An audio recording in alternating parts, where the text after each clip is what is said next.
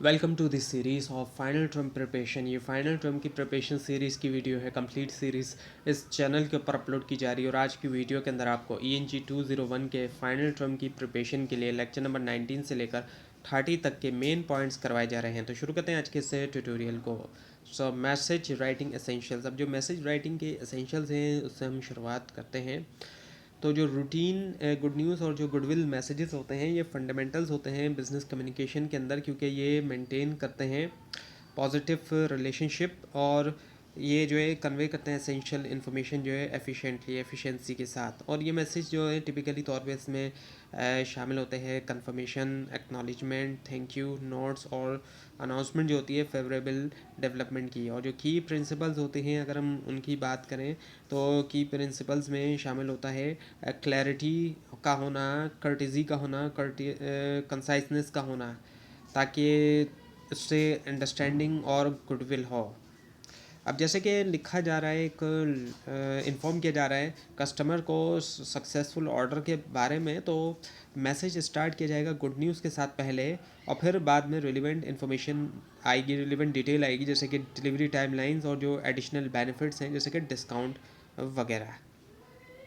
और goodwill messages जैसे कि कॉन्ग्रेचुलेशन नोट्स या अप्रिसिएशन ईमेल मजबूत बनाता है प्रोफेशनल जो बॉन्ड है और फॉस्टर करता है ट्रस्ट को। सो स्ट्रक्चर जब किया जाता है इन मैसेजेस को तो उसमें ये होता है यूज़ करना एक पॉजिटिव टोन, अवॉइड करना जार्गन, और इंश्योर करना कि रेसिपिएंट जो है वो फील करें वैल्यूड।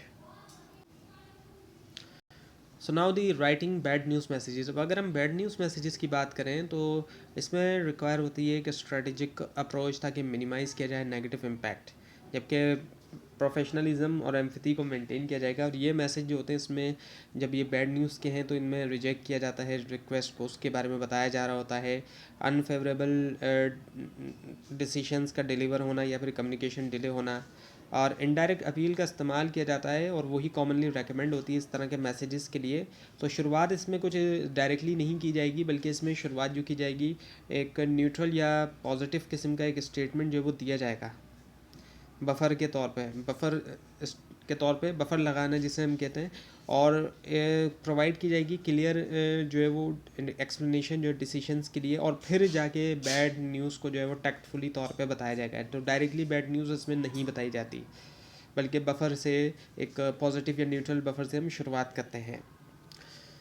और जैसे कि जब एक जॉब एप्लीकेशन को डिक्लाइन करने का मैसेज किया जा रहा है तो मैसेज को जिस तरीके से स्टार्ट किया जाएगा अप्रिशिएट करते हुए एप्लीकेंट का जो इंटरेस्ट है और एफर्ट है, और फिर एक्सप्लेन किया जाएगा कि कॉम्पिटिटिव जो नेचर है सिलेक्शन प्रोसेस की, और फाइनली फिर जो है वो रिग्रेट किया जाएगा कि आगे आपकी जो है वो एप्लीकेशन नहीं ले जाई जा रही है, इस तरीके से।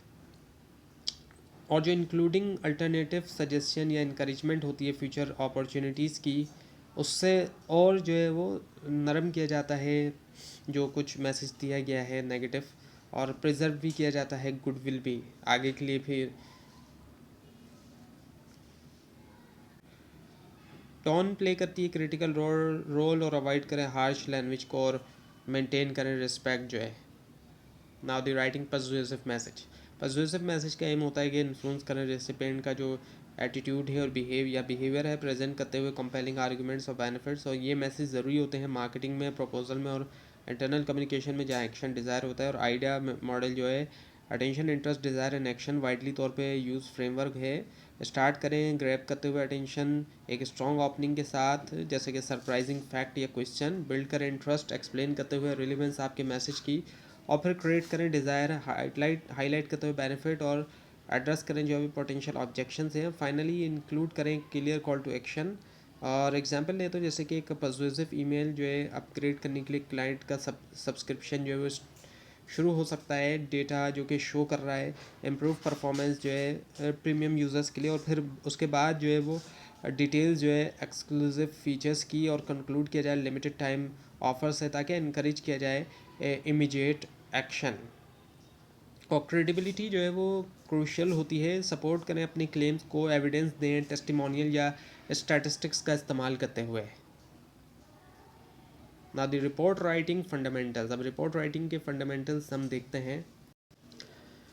शॉर्ट रिपोर्ट्स की बात करें, ये जो है कंसाइज डॉक्यूमेंट्स होते हैं, इनके इतने ज़्यादा लंबे नहीं होते और ये प्रेजेंट करते हैं ज़रूरी इन्फॉर्मेशन जो क्विक डिसीजन मेकिंग के लिए, और ये कॉमनली यूज़ किए जाते हैं स्टेटस अपडेट के लिए, समरीज के लिए, रिकमेंडेशन के लिए। और टिपिकल शॉर्ट रिपोर्ट जो है उसमें शामिल होता है एक इंट्रोडक्शन जो कि बताता है पर्पस, और एक बॉडी जो कि समराइज कर रही है फाइंडिंग, और कंक्लूजन जिसमें एक्शनेबल किस्म की रिकमेंडेशन है। और जैसे कि एक मंथली सेल्स रिपोर्ट जो आउटलाइन करती है की परफॉर्मेंस मैट्रिक, और इसके अलावा हाईलाइट करती है ट्रेंड्स और स्ट्रेटजीज़ बताती है इम्प्रूवमेंट के लिए। सो क्लैरिटी और ब्रेविटी जो क्रिटिकल है, अवॉइड करें अननेसेसरी किस्म की डिटेल्स और फोकस करें रिलेवेंट डेटा।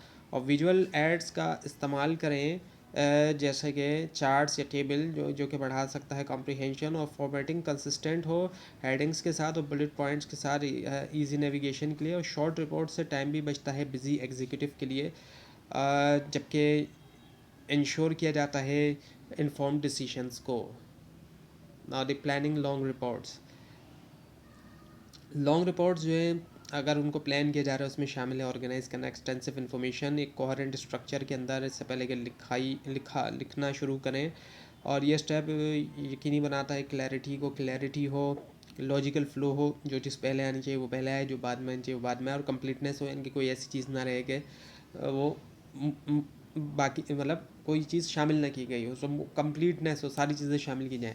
शुरुआत करें डिफ़ाइन करते हुए पर्पस और स्कोप जो रिपोर्ट का, फिर जो आइडेंटिफाई करें टारगेट ऑडियंस को, और उसके बाद गैदर करें रिलेवेंट डेटा जो है रिसर्च के ज़रिए, सर्वे के ज़रिए, एनालिसिस के ज़रिए।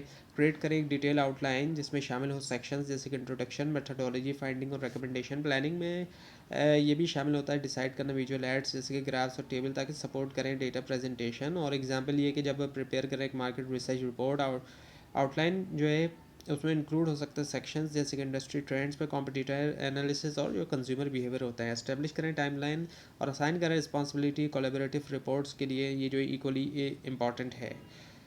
प्रॉपर प्लानिंग जो है वो कम करती है एरर्स, सेव करती है टाइम राइटिंग के दरमियान, और बढ़ाती है ओवरऑल क्वालिटी रिपोर्ट की। Now the writing long report जो होती है कॉम्प्रिहेंसिव डॉक्यूमेंट है जो कि प्रोवाइड करता है डिटेल एनालिसिस और रिकमेंडेशन जो कॉम्प्लेक्स इश्यूज़ के ऊपर। ये टिपिकली तौर पे इसमें शामिल है एक टाइटल पेज, एब्स्ट्रैक्ट, और इसके अलावा table of content, introduction, body, conclusion और रेफरेंसेस। और इंट्रोडक्शन सेट करता है कॉन्टेक्स्ट और ऑब्जेक्टिव, जबकि बॉडी प्रेजेंट करती है डेटा एनालिसिस और इंटरप्रिटेशन। विजुअल एड्स जैसे कि चार्ट्स और डायग्राम जो है बढ़ाता है क्लैरिटी। और एग्जाम्पल अगर लें तो एक एनुअल परफॉर्मेंस रिपोर्ट, उसमें शामिल होती है फाइनेंशियल स्टेटमेंट्स, ऑपरेशनल मैट्रिक और स्ट्रेटेजिक रिकमेंडेशन, जबकि लॉन्ग रिपोर्ट रिक्वायर करती है अटेंशन जो है डिटेल की, और लॉजिकल ऑर्गेनाइजेशन, और ये कि फॉर्मेटिंग गाइडलाइंस के साथ जुड़े रहें। लैंग्वेज जो है वो फॉर्मल हो और ऑब्जेक्टिव जो है हो। अवॉइड करें पर्सनल ओपिनियन जब तक एक्सप्लिसिटली रिक्वायर्ड ना हो, और प्रूफ रीडिंग ज़रूरी होती है एलिमिनेट करने के लिए एरर, और यकीनी बनाने के लिए कंसिस्टेंसी। और अपेंडिसेस जो है ये इनको भी यूज़ किया जा सकता है सप्लीमेंट्री इंफॉर्मेशन के तौर पर। Now the specialised report and instructions.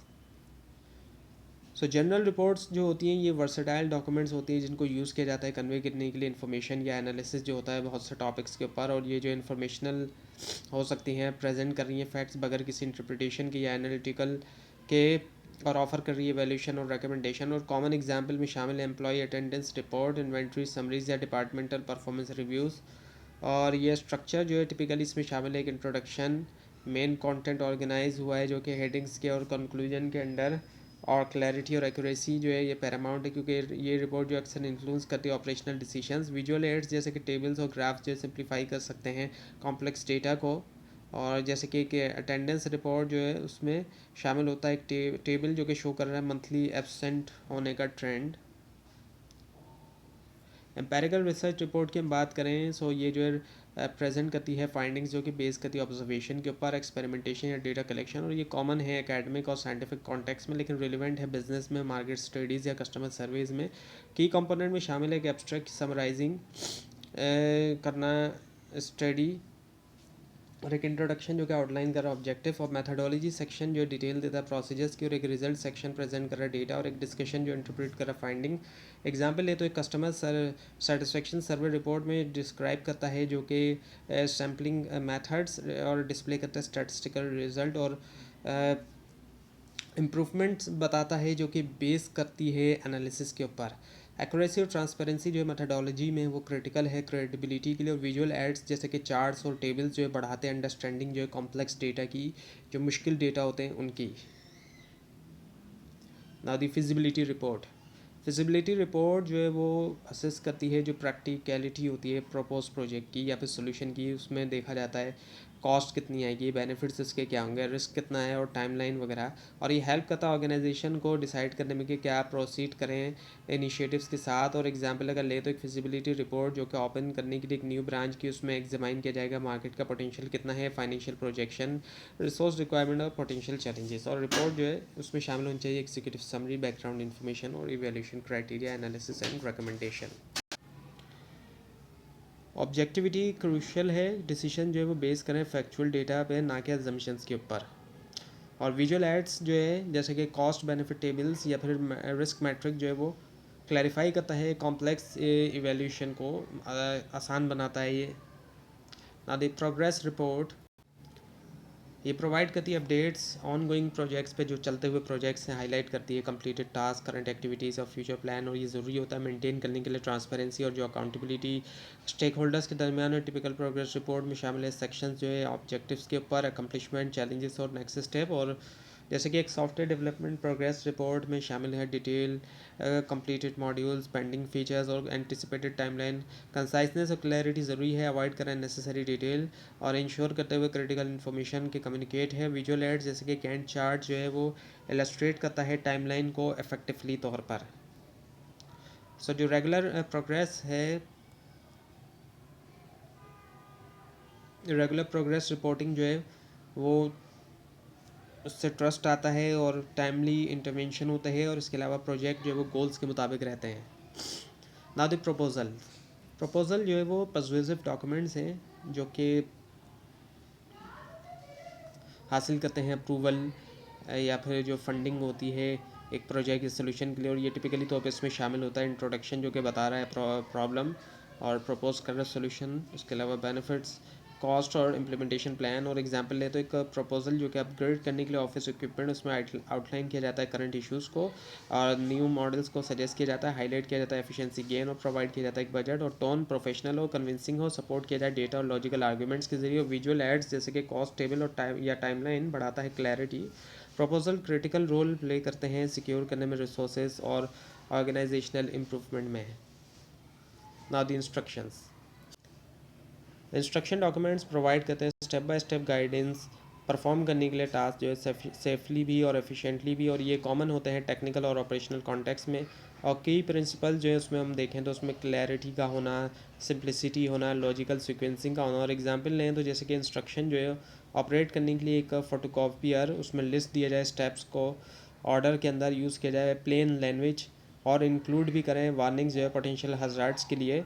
और विजुअल एड्स जैसे कि डायग्राम्स या स्क्रीन शॉट्स जो है वो बढ़ाता है कॉम्प्रिहेंशन। सो कंसिस्टेंसी होना फॉर्मेटिंग में और टर्मिनोलॉजी में ज़रूरी होती है यूजेबिलिटी के लिए। वेल रिटन जो इंस्ट्रक्शन होगी उससे कमी आएगी, एरर्स में इंप्रूव होगी प्रोडक्टिविटी और कंप्लाइंस होगा स्टैंडर्ड्स के साथ। तो ये था आज का लेसन। आपके इस बारे में कोई क्वेश्चन है, खासतौर पर इसमें कोई मिस्टेक दिखाई तो ज़रूर हाईलाइट कीजिए। और इस पूरी सीरीज़ को देखने के लिए और फाइनल टर्म एग्जाम्स की प्रिपरेशन के लिए इस चैनल को सब्सक्राइब कीजिए, बेल आइकन के ऊपर क्लिक कीजिए। Thanks for watching this video and best of luck.